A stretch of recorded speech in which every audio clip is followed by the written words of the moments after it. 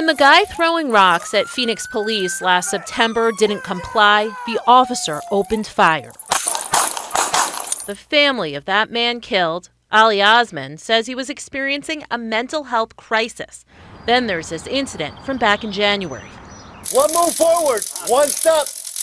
One step, you will get shot. Police had already tased Cosme Medina Nunez, armed with a pair of scissors.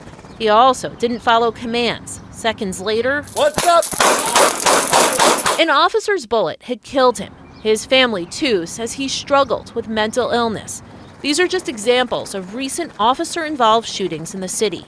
So far this year, there have been 23 such shootings in Phoenix, nearing last year's total of 24, the highest since 2020. Our city police department is out of control. The people of the city are dying in the streets at the hands of police. Calls for reforming Phoenix PD are nothing new, but in the wake of the George Floyd protests in 2020 and the scrutiny that followed, city leaders chose to go in a different direction, expand an existing program within the Phoenix Fire Department known as the Community Assistance Program, or CAP.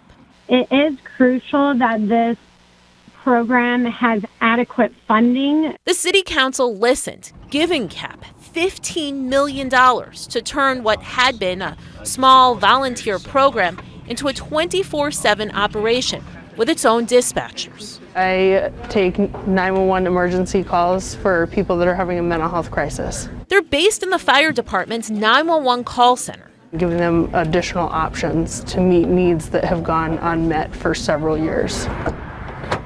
We rode along with the program's social workers who respond to non-emergency calls. We're not here to get you in trouble or anything like that. This two-person team called to check on a man who appeared to need help. Well, we're just here to support him. Can we just talk to you just for a second?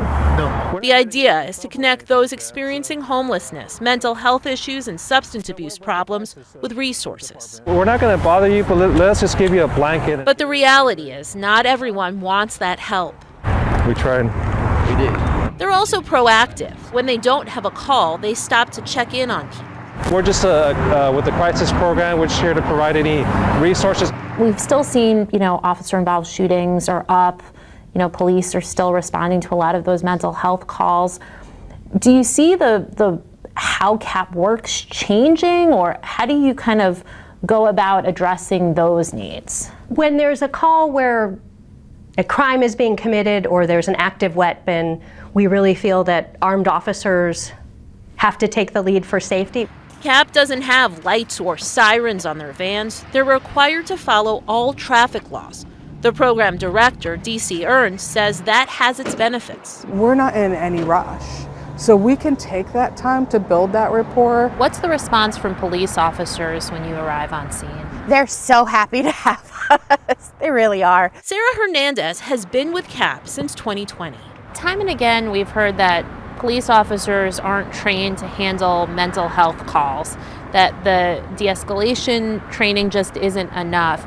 Is that where you feel you guys come in? I think that we are able to de-escalate a situation a little bit, I don't want to say better, but we can handle it a little differently. 2 years in, we found CAP is still struggling to scale up. What was expected to take 18 to 24 months is taking a whole lot longer.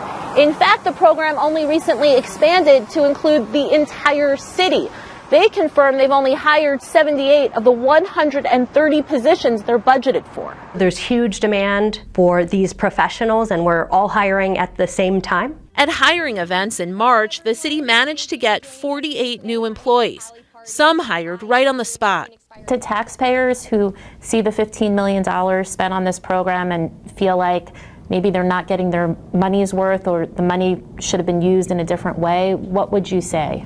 There is amazing success stories out there. To members of the community that feel like this should be happening faster than it is, what's your message to them? I wish it was.